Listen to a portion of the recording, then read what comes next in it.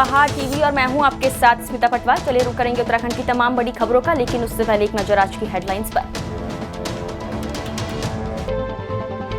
Corbett park के silent zone में resort स्वामी को साउंड बजाना पड़ा भारी, कॉर्बेट प्रशासन ने भेजा नोटिस। मारपीट का मुकदमा वापस नहीं लेने पर ससुराल वालों ने महिला को पीटा, 5 के खिलाफ मुकदमा दर्ज। कोशी नदी में अवैध खनन से पुल और मकानों को खतरा, सरकार को लगा रहे राजस्व का चूना। प्रथम सीडीएस जनरल विपिन रावत की पुण्यतिथि पर रक्तदान शिविर का आयोजन किया गया। शिविर का आयोजन पवेलियन ग्राउंड में वीरभूमि फाउंडेशन की ओर से किया गया, जिसका शुभारंभ पूर्व सीएम त्रिवेंद्र सिंह रावत, भाजपा प्रदेश अध्यक्ष महेंद्र भट्ट और सुनील उनियाल गामा ने संयुक्त रूप से किया। देश के पहले chief of defence staff general Vipin Rawat का पिछले साल 8 दिसंबर को तमिलनाडु के कुन्नूर के पास एक हेलीकॉप्टर दुर्घटना में निधन हो गया था। जनरल विपिन रावत के साथ उनकी पत्नी मधुलिका और भारतीय सेना के 11 और अफसरों की भी इस भीषण हेलीकॉप्टर क्रैश में मौत हो गई थी। देश के पहले सीडीएस के तौर पर सीमाओं की सुरक्षा के लिए जनरल विपिन रावत द्वारा लिए गए साहसी फैसलों और सशस्त्र बलों के मनोबल को हमेशा ऊंचा रखने में उनके द्वारा दिए गए योगदान को देश हमेशा याद रखेगा। देवाल विकासखंड की युवती सरोजनी ने बुधवार को चौड़ गांव से सवाड़ गांव तक 35 किलोमीटर दौड़ लगाकर सवाड़ मेले में पहुंचकर शहीद स्मारक पर शहीदों को श्रद्धांजलि अर्पित की। पहाड़ की ये बेटी पिछले 2 वर्षों से लॉन्ग रेस की तैयारी में जुटी हुई है। सरोजनी ने बताया कि उसने इससे पहले 15 अगस्त 2021 में आयोजित 5 किलोमीटर मैराथन दौड़ में हिस्सा लिया, जिसमें पहला स्थान प्राप्त किया। उसके बाद नारायण बग्गड़ से खैतौली गाँव की 16 किलोमीटर दौड़ में भाग लेते हुए भी पहला स्थान हासिल किया। इसके बाद 14 फरवरी 2022 को पुलवामा में शहीद सैनिकों की याद में चौड़ से नारायण बग्गड़ तक शहीदों को श्रद्धांजलि अर्पित करने के लिए 50 किलोमीटर की लंबी दौड़ लगाई। शहीदों को श्रद्धांजलि देने के लिए अपने गांव चौड़ से सवाड़ स्मारक तक अपना दौड़ कंप्लीट किया और उन्हें श्रद्धांजलि दी। फिर मैंने इससे पहले भी पुलवामा अटैक के दिन अपने गांव चौड़ से लेकर नारायण बग्गड़ 5 किलोमीटर आगे 50 किलोमीटर रन पूरा किया। और फिर मैंने कारगिल दिवस पर शहीदों को श्रद्धांजलि देने के लिए अपने चौड़ से लेकर थाली से आगे तक मैंने 30 के आसपास किलोमीटर कंप्लीट की। और इससे पहले भी मैंने 15 अगस्त के दिन अपने चौड़ गांव से खेता तक 20 किलोमीटर रन पूरा किया। और मेरी प्रथम रेस जब मेरी मैराथन हुई अल्ट्रा रन, तो मैंने अल्ट्रा रन पूरी की 50 किलोमीटर कोटेश्वर मंदिर से चिरपटिया तक की और उसमें मेरा प्रथम स्थान रहा। जनपद चंपावत के लोहाघाट उप जिला चिकित्सालय में तैनात महिला फार्मासिस्ट किरण जोशी ने लोहाघाट के विधायक खुशहाल सिंह अधिकारी पर उनके साथ अभद्रता और धमकाने का आरोप लगाते हुए जिला डिप्लोमा फार्मासिस्ट एसोसिएशन चंपावत को पत्र के माध्यम से अपनी शिकायत दर्ज कराई है। फार्मासिस्ट किरण जोशी ने कहा कि मंगलवार को लोहाघाट विधायक खुशहाल सिंह अधिकारी उप जिला चिकित्सालय आए और पहले ओपीडी में तैनात महिला फार्मासिस्ट सुनीता पाटनी से अभद्रता करी। उसके बाद वो स्टोर रूम में पहुंचे और उनसे कहने लगे, डॉक्टर मरीजों को हफ्ते भर की दवा लिख रहे हैं और तुम 2 दिन की दवा दे रही हो। फार्मासिस्ट किरण जोशी ने कहा किसी बात को लेकर लोहाघाट विधायक अधिकारी ने उनसे काफी अभद्रता करी, जिससे उनके आत्मसम्मान को काफी ठेस पहुंचा है। दिसंबर 2022 को लगभग 1:30 बजे माननीय विधायक श्री खुशहाल सिंह जी अस्पताल में आए और वहाँ अस्पताल के गेट से ही फार्मेसी लैब कहाँ है ये चिल्लाते हुए अंदर आए और सीधे ही फार्मेसी में जाके एक हमारी दूसरी फार्मासिस्ट हैं जो फीमेल है सुनीता पाटनी मैडम, वो उनको किरण राय समझकर पहले उनको बुरी तरह से लताड़ा, उनके संग काफ़ी अभद्रता की। और ये उन्होंने कहा कि आप कम दवाइयाँ दे रहे हैं, जबकि स्टोर की स्थिति पूरे उत्तरांचल में ही, आप उत्तराखंड में हमारे कहीं नहीं चल रही है, दवाइयाँ हमको उपलब्ध नहीं हो पा रही हैं। हम नवंबर के महीने में 3 बार CMSD गए, 2 दिसंबर को हम पुनः CMSD जाके दवाइयों की आपूर्ति के लिए गए, पर हमको बहुत कम मात्रा में दवाइयाँ मिली और वो हमको आप 10 दिन की दवाइयाँ दें, इसके लिए उन्होंने हमको लताड़ा। और वो सीधे ऊपर स्टोर में आए और किरण राय सुनीता पाटनी के द्वारा ये बताया गया कि किरण राय मैडम ऊपर बैठती हैं, तो वो सीधे ऊपर चिल्लाते हुए आए। और जब मेरे को पता चला कि मैं उसी वक्त अपना कार्य पूर्ण करके नीचे धूप में गई थी, जब मेरे को पता चला कि विधायक जी ऊपर गए हैं, तो मैं दौड़ के ऊपर आई, तो उन्होंने आते ही मेरे को बुरी तरह से लताड़ा, मेरे संग बहुत अभद्रता की। और जबकि अगर उनको मेरे से शिकायत थी तो एक सामान्य तरह से मेरे से कह सकते थे, मेरे को समझा के कह सकते थे, लेकिन उन्होंने इस तरह का एक महिला की भी उसका गौरव का बिल्कुल ध्यान नहीं रखा। हो रहा कि अगर हम जनता से चुनकर आ रहे हैं, जनप्रतिनिधि के रूप में अगर जनता की पीड़ा को लेकर कहीं पर जाते हैं, अगर उसको अपराध माना जाता है तो हमने वास्तव में अपराध किया है। वरना मेरे पास यहाँ पर एक आपके मुडलक साइड से एक पंचायत से 2 मरीज यहाँ पर आए थे, जिन्होंने सीधे सीधे आरोप लगाया कि वो पिछली बार भी यहाँ 2-3 बार आ चुके थे। इस बार उन्होंने पुनः उसको दोहराया कि साहब हमें 5 दिन की दवा लिखी गई है, जिसमें 2 दिन की दवा हमें मिल रही है, हमारी मदद कीजिए। हम सीधे वहाँ पर गए तो हमें मिला, हम जहाँ दवा वितरण हो रहा था वहाँ पर गए तो उन्होंने कहा महाराज ये हमारा क्या, आप तो चीफ हार्वेस्ट देखिए, स्टोर में कोई रहते नहीं। तो मैं ऊपर गया, वहाँ देखा, बल्कि सीसी कैमरे लगे हैं, उसको देख लिया जाए। और वहाँ पर जाते ही हमने एसडीएम साहिबा को भी वहाँ पर बुलाया और मीडिया भी वहाँ पर थी। हमने उनसे वही कहा कि भाई डॉक्टर किसी इलाज को कर रहे हैं, अगर वो 5 दिन का कोर्स उसको बताते हैं और आप उसको 2 दिन की दवा दे रहे हैं कि यहाँ से 100 किलोमीटर दूर से लोग यहाँ पर आ रहे हैं, तो किस प्रकार से उस मरीज की उस व्यवस्था को आप लोग ठीक कर रहे हैं। इसलिए डॉक्टर से राय ली गई, डॉक्टर से पूछा गया, डॉक्टर की कहीं गलती नहीं थी, डॉक्टर बिल्कुल अच्छा काम कर रहे थे। उन्होंने उस बात को दोहराया, उन्होंने कहा हम तो 5 दिन का कोर्स होगा तो 5 दिन की दवा लिख रहे हैं, हमें पता है कि दूरस्थ क्षेत्र से लोग आ रहे हैं, रोज नहीं आ सकते, इसलिए उन्होंने 5 दिन की दवा लिखी है, पर यहाँ से 2 दिन की दवा मिलती है। यही हमने कहा और इसको हम आगे भी कहेंगे।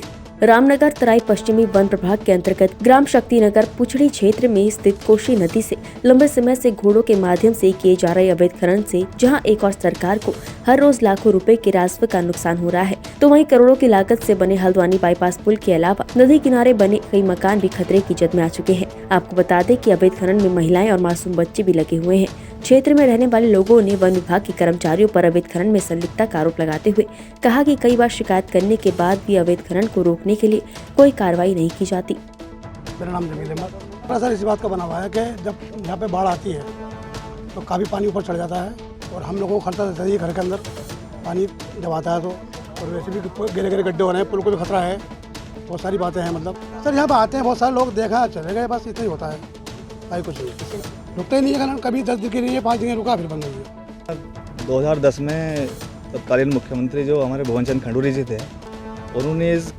मेरे पीछे जो कोसी बाईपास पुल दिख रहे हैं उसका शिलान्यास करा। उसके बाद इसको तकरीबन 10 करोड़ रुपए की लागत लगी है सरकार की और 10 साल इसको बनने में लगे हैं।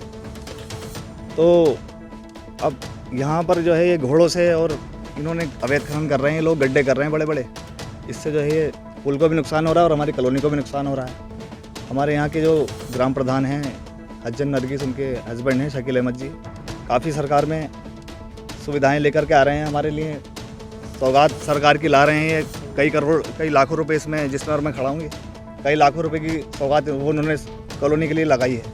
और ये बाढ़ का माहौल जब बनता है तो काफ़ी बंदा हमारा मजबूत है और इससे काफ़ी सपोर्ट होगी, लेकिन ये बंदा भी बह जाएगा अगर इसके नीचे से लगातार खनन होता रहा। वन विभाग का रवैया तो साहब सुस्त है। और धारचूला में भारत की तरफ काली नदी में बनाए जा रहे तटबंधों पर कार्य कर रहे लोगों पर नेपाल के नागरिकों द्वारा बीच बीच में की जा रही पत्थरबाजी को लेकर धारचूला नेपाल जिले और पिथौरागढ़ जिला प्रशासन के बीच धारचूला के तपोवन में आला अधिकारियों के बीच बैठक की गई। नेपाल से आए दिनों हो रही पत्थरबाजी में शामिल लोगों के खिलाफ कार्यवाही का नेपाल के सीडीओ दीर्घराज उपाध्याय ने आश्वासन दिया। और नेपाल की एक समन्वय समिति की बैठक हुई है। पास्ट कुछ इंसिडेंट हुए थे 2-3 दिन पहले, उसमें उसी से रिगार्डिंग ये बैठक की गई थी। तो उसमें जो हम लोगों ने बताया कि जो कन्फ्यूज़न है, हम लोग यहाँ पे चेक डैम एक तटबंध बना रहे हैं, उसकी वजह से नेपाल की जनता को कुछ कन्फ्यूज़न हुआ है। तो आज हम लोगों ने बैठक में उनकी कन्फ्यूज़न को दूर किया है कि हम लोग जो तटबंध बना रहे हैं हम लोग अपनी साइड ही बना रहे हैं। विगत उनके कुछ अनुभव रहे हैं तो उन्होंने आज जब हमारे साथ शेयर किए हैं, उनको भी हम लोगों ने उनकी कन्फ्यूज़न को दूर किया है।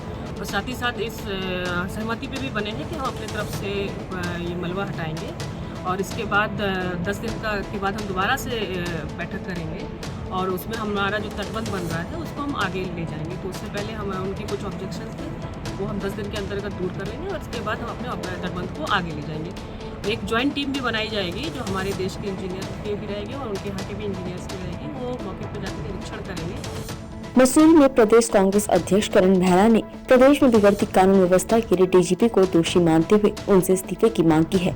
उन्होंने कहा कि अंकिता भंडारी के साथ कई ऐसे अपराध प्रदेश में हुए जिनका खुलासा आज तक नहीं हो पाया। ये सब बीजेपी की विफलता है, जिसके आधार पर डीजीपी को तत्काल इस्तीफा दे देना चाहिए। उन्होंने कहा कि डीजीपी के द्वारा अपराधियों के साथ आंदोलनकारियों को भी जोड़ दिया गया है। आंदोलनकारियों द्वारा अपनी मांगों को लेकर किए जा रहे आंदोलन को उन्होंने पुलिस को सख्ती से निपटाने के निर्देश दिए हैं। उन्होंने कहा कि डीजीपी द्वारा कांग्रेस कार्यकर्ताओं को धमकी दी जा रही है। सैन्य बाहुल्य गांव सवाड़ में 15वें अमर शहीद मेले का शुभारंभ सैन्य कल्याण मंत्री गणेश जोशी ने किया। 3 दिवसीय इस मेले का आयोजन प्रत्येक वर्ष 7 दिसंबर को किया जाता है। कैबिनेट मंत्री गणेश जोशी ने शहीद स्मारक पर वीर शहीदों को नमन करते हुए सवाड़ गांव से आजादी की लड़ाई में शामिल हुए वीरों को याद किया। उनके साथ कपकोट विधायक सुरेश गडिया, थराली विधायक गोपाल राम टमटा भी कार्यक्रम में मौजूद रहे। हिमनगरी मुनस्यारी में आजकल मुनस्यारी महोत्सव की धूम मची हुई है। इतनी कड़ाके की ठंड में भी दूर दूर गांव क्षेत्रों से दर्शक मुनस्यारी महोत्सव का आनंद लेने यहां पहुंच रहे हैं। वहीं मुनस्यारी महोत्सव के द्वितीय रात्रि प्रोग्राम में मुख्य अतिथि डॉक्टर गोकर्ण सिंह जंग पानी रहे। मुख्य अतिथि द्वारा मां शारदा की तस्वीर के आगे दीप प्रज्वलित कर कार्यक्रम का शुभारंभ किया गया। देहरादून विक्रम वाहन एसोसिएशन ने खानपुर विधायक उमेश कुमार से मुलाकात कर उन्हें बताया कि संभागीय परिवहन प्राधिकरण देहरादून द्वारा विक्रम वाहनों को शहर से बाहर करने के निर्देश हुए हैं, जिसके बाद इस संबंध में विधायक उमेश कुमार द्वारा परिवहन सचिव अरविंद हांकी को अवगत कराया गया। साथ ही इसके निस्तारण की भी बात कही गई, जिसके बाद कल विक्रम वाहन एसोसिएशन ने परिवहन सचिव अरविंद हांकी से मुलाकात की और समस्या के निस्तारण की बात उनके सामने रखी, जिस पर अरविंद हांकी ने भी उन्हें भरोसा दिलवाया कि उनकी मांग को लेकर शीघ्र ही कार्रवाई की जाएगी। वहीं विक्रम वाहन एसोसिएशन ने विधायक उमेश कुमार का भी धन्यवाद किया। जनपद उधमसिंह नगर के किच्चा कोतवाली क्षेत्र में अवैध रूप से संचालित हो रहे स्पा सेंटर की सूचना मिलने पर एंटी ह्यूमन ट्रैफिकिंग टीम और किच्चा कोतवाली पुलिस ने संयुक्त रूप से कार्रवाई करते हुए संचालक सहित 7 युवकों को गिरफ्तार किया है। मुख्य संचालक अब भी पुलिस की गिरफ्त से दूर है, जिसकी गिरफ्तारी के लिए पुलिस ने छापेमारी शुरू कर दी है। वहीं पुलिस ने मौके से 4 युवतियों को भी रेस्क्यू किया है। रेस्क्यू की गई युवतियों को दिल्ली और फरीदाबाद से लाकर अनैतिक कार्य कराया जा रहा था। स्पा सेंटर में बहुत पहले से हमारी चेकिंग का अभियान चला है और आज इसी उस पर हमने एसएसपी साहब के निर्देशन में किच्चा में जो स्पा सेंटर है उसमें हमने छापामारी की। तो छापामारी के दौरान जो है वहाँ पर 7 युवकों को, जिसमें से एक संचालक है, उसको पकड़ा हुआ है और इसमें जो है लड़कियों को फरीदाबाद और दिल्ली से लेकर के इनसे रखा हुआ है और इनसे जो है अनैतिक कार्य कराया जा रहा है। मौके से अनैतिक आपत्तिजनक कई सामान भी बरामद हो रखे हैं और 4 युवकों को हमने रेस्क्यू किया। अभी मालिक जो है मौके पर नहीं है और मालिक के द्वारा ही ये सारा काम कराया जा रहा है। मालिक को हम इसमें तलाशेंगे और आगे भी इसमें जानकारी कर रहे हैं कि आ सकता है अगर इसमें और भी लोग इन्वॉल्व होते हैं तो सबके खिलाफ हम कार्रवाई करेंगे। स्पा सेंटर में हम लगातार कार्रवाई कर रहे हैं। इसमें वही देखे जा रहे हैं कोई बिल्कुल मजबूरी से किसी को रखा गया है, कोई ऐसी युवतियों को, तो उनसे हम पूछताछ कर रहे हैं और अधिकांश जो है स्पा सेंटरों में मजबूरी से ही युवतियों को रखा गया है, बाहर से ला करके उनके द्वारा, तो हम लगातार इस पर कार्रवाई कर रहे हैं। एक दिवसीय भ्रमण पर रुद्रप्रयाग पहुंचे प्रदेश के कृषि, सैनिक कल्याण और ग्राम्य विकास मंत्री गणेश जोशी ने बुधवार को GMVN रुद्रा कॉम्प्लेक्स में विभिन्न विभागों द्वारा संचालित जन कल्याणकारी योजनाओं की संबंधित अधिकारियों के साथ समीक्षा बैठक की, जिसमें उन्होंने जिला विकास, कृषि, उद्यान और सैनिक कल्याण विभाग, ग्राम्य विकास, प्रधानमंत्री सड़क योजना आदि विभागों की गहनता से समीक्षा की। विकास, कृषि, उद्यान, सैनिक कल्याण की हमारी समीक्षा मैंने यहाँ पर की है। कार्य की प्रगति की जानकारी ली है। हमारे जनप्रतिनिधि मेरे साथ में थे और मुझे देखकर अच्छा लगा कि जो हमारे टारगेट्स हैं लगभग इस जिले में हमारे अधिकारियों ने पूरे किए हैं। उदाहरण के लिए प्रधानमंत्री ग्रामीण आवास में जो लक्ष्य था उसके लक्ष्य के बिल्कुल हम करीब हैं। तो इस बात का संकेत है कि प्रकार की सरकार प्रदेश के अंदर चल रही है। माननीय मुख्यमंत्री जी खुद जिलों में जाकर मॉनिटरिंग कर रहे हैं, प्रभारी मंत्री जिला में जाकर मॉनिटरिंग कर रहे हैं। यही कारण है कि कुछ काम होता हुआ दिखाई दे रहा है, क्योंकि हमारी सरकार का संकल्प है कि 2025 में जब हमारा राज्य 25 साल का होगा, हम हॉर्टिकल्चर के क्षेत्र में, एग्रीकल्चर के क्षेत्र में अपने उत्पाद को हम दुगना करेंगे। मैं आभार व्यक्त करना चाहता हूँ माननीय मुख्यमंत्री जी का, जहाँ एप्पल मिशन में पहले 3 करोड़ मिलता था, उन्होंने 12 करोड़ कर दिया है। कीवी जो कि आज एक बहुत महंगा फल है, उसके लिए हमने 18 करोड़ किया है। और मैंने जब जानकारी ली, यहाँ पर लोग कीवी भी लगा रहे हैं, एप्पल भी लगा रहे हैं, जिससे हमारी इकोनॉमी मजबूत होगी। और जो एक पलायन बहुत बड़ा मुद्दा है, जब नौजवान को उसके घर में काम कर कर उसकी फसल का सही दाम मिलेगा तो पलायन क्यों करेगा, इसकी चिंता हमारी सरकार कर रही है। इसी प्रकार जो हमारे मिलेट्स हैं, मोटे अनाज, जनपद उत्तरकाशी में आजकल बहू ससुर की पिटाई का वीडियो जमकर सोशल मीडिया पर वायरल हो रहा है, जिसमें बहू ससुर की पिटाई कर रही है। जानकारी के अनुसार ये वीडियो जनपद उत्तरकाशी के बड़ागढ़ी पट्टी के एक गांव का बताया जा रहा है, जिसमें बहू बूढ़े ससुर की पिटाई कर रही है और यहाँ तक कि पिटाई के दौरान बहू ससुर के सर पर ईंट से भी वार करती नजर आ रही है और वीडियो बना रहा व्यक्ति बार बार महिला से मार पिटाई न करने की अपील कर रहा है। वहीं मामले का संज्ञान लेते हुए पुलिस अधीक्षक अर्पण यदुवंशी ने कहा कि उक्त स्थान पर पुलिस टीम को भेजा जा रहा है, साथ ही उक्त मामले पर सख्त कानूनी कार्रवाई की जाएगी। मीडिया के माध्यम से मैंने भी ये वीडियो देखा, मेरे संज्ञान में आया कल ये कि एक महिला तथाकथित तौर पे एक बुजुर्ग जो व्यक्ति है उसको काफ़ी मारपीट हो रही है, तो उसमें तत्काल उस केस में संज्ञान ले लिया गया है और जो बुजुर्ग व्यक्ति है उनसे भी बात की जा रही है। अभी पुलिस टीम जा रही है उनके यहाँ पे और इस पर जो भी उचित कानूनी कार्रवाई होती है उस पर तत्काल कार्रवाई की जाएगी। और इस वीडियो के माध्यम से मैं सभी जितने भी हमारे सम्मानित नागरिक हैं, महिला, बुजुर्ग, बच्चे, सभी लोग हैं, उनसे यही अपील करना चाहता हूँ कि इस तरह का जो कानून हाथ में ना लें, इस तरह की मारपीट ना करें, नहीं तो फिर उचित जो है सख्त कार्रवाई कार्रवाई की जाएगी। कॉर्पोरेट प्रशासन ने रिजॉर्टों पर तय सीमा से ज्यादा आवाज में साउंड बजाने पर कार्रवाई की है। आपको बता दें कि कॉर्पोरेट पार्क के अंतर्गत पड़ने वाले इको सेंसिटिव जोन में 40 डेसिबल से ऊपर की आवाज में गाने नहीं बजा सकते, क्योंकि ये वन बाहुल्य क्षेत्र है। इस विषय में जानकारी देते हुए पार्क वार्डन अमित गासाकोटी ने बताया कि हमारी कॉर्पोरेट पार्क की सरफदुरी रेंज की रोज की तरह गश्त पर थी, जिस दौरान उन्हें सूचना मिली कि 2 रिजॉर्ट द्वारा तय सीमा से ज्यादा आवाज में गाने बजाए जा रहे हैं। सूचना पर हमारी टीम ने मौके पर निरीक्षण किया तो सत्यता पाई गई। उन्होंने कहा कि इस क्रम में हमारे द्वारा ध्वनि प्रदूषण नियम के अंतर्गत साइलेंट जोन में शोर करने और साउंड बजाने पर नोटिस भेजा गया है। पार्क वार्डन ने कहा कि इसमें नियम अनुसार कार्रवाई की जाएगी।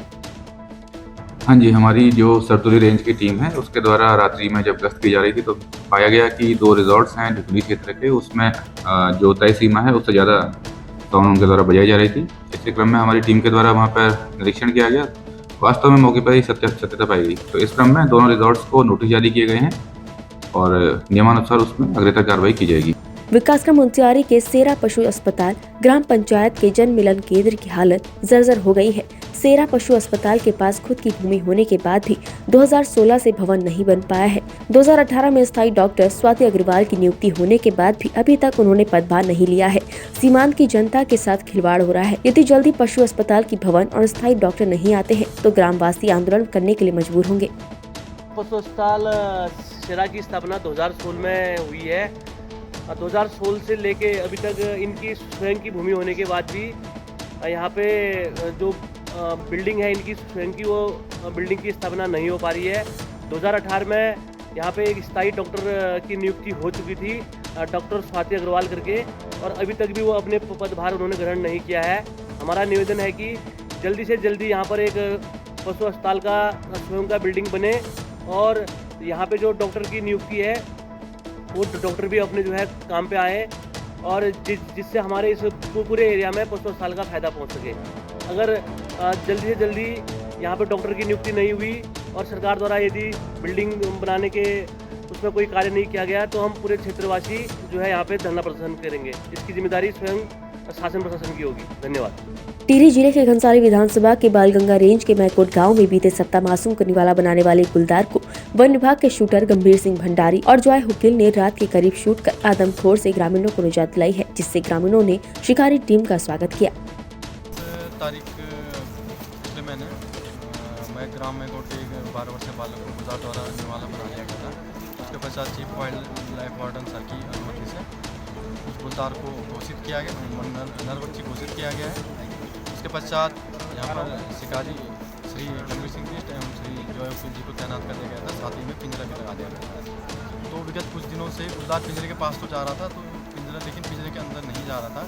तो इस पर पगमार्क के आधार पर उसको ट्रेस किया गया और हमारे जो शिकारी हैं दोनों आज सुबह लगभग 4:30 बजे के करीब केंद्र जोड़ ITI से श्री कुशनाथ का घर है नज़दीक, उस रास्ते पर जा रहे थे तो अचानक से इनको आशंका हुई कि गुलदार आसपास ही है।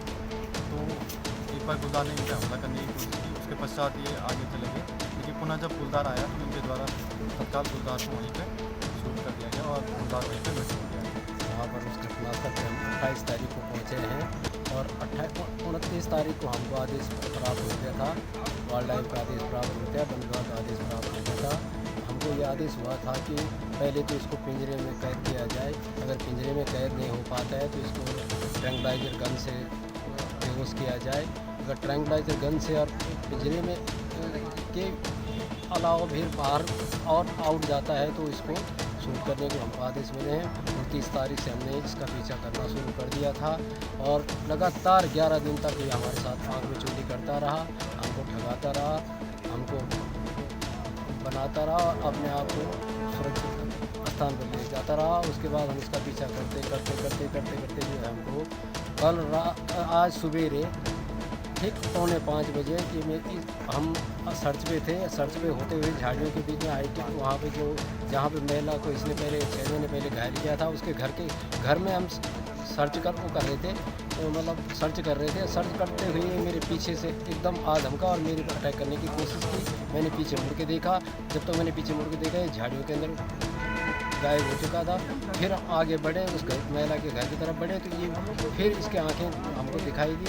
फिर हमने ये ज़रूर समझ लिया था कि ये हमारे पीछे आ रहा है और हम पे अटैक करने की कोशिश कर रहा है। तो हम निश्चित तौर पर हमें दोनों ने अपना स्थान अपना साधा निशाना साधा और जैसे ही हमारी तरफ फिर बढ़ने को लगा हमने बरेली की तरफ जा रहा ट्रक अनियंत्रित होकर किच्छा कोतवाली क्षेत्र अंतर्गत स्थित अंबेडकर चौक से टकरा गया।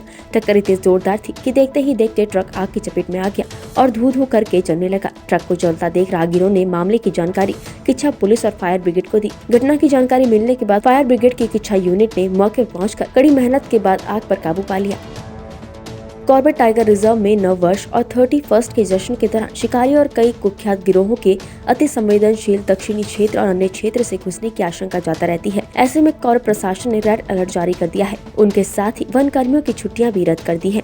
विश्व प्रसिद्ध जिम कॉर्बेट नेशनल पार्क में 31 और नव वर्ष को लेकर कॉर्बेट प्रशासन ने रेड अलर्ट जारी कर दिया है और साथ ही अपने सभी कर्मचारियों की छुट्टियों को भी रद्द कर दिया है। पार्क प्रशासन द्वारा अपने सभी वन कर्मियों को ज्यादा सतर्कता बरतने के निर्देश दिए हैं। साथ ही कॉर्बेट पार्क की दक्षिणी सीमा पर लगातार सर्विलांस सिस्टम से भी नजर रखी जा रही है।